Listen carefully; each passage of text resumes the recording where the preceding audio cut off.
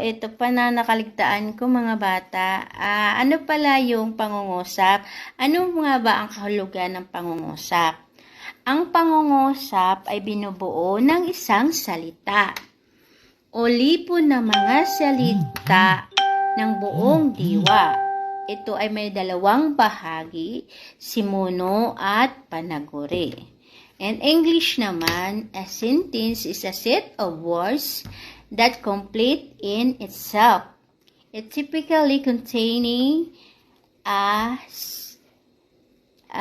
sentence with subject and predicate.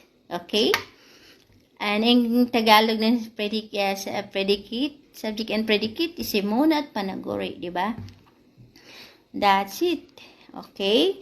Kasi topic tayo in pangungusap din, nakaligtaan ko kanina kung ano, pinaliwanag sa inyo kung anong ibig sabihin nun. Ngayon, i-explain ko naman din sa inyo para maintindihan nyo. Ulitin ko pa. Ang pangungusap ay binubuo ng isang salita o lipon ng mga salita na may buong diwa. Ito ay may dalawang bahagi, mga bata.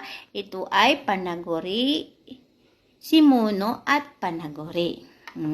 In English, a sentence is a set of words that is complete in itself.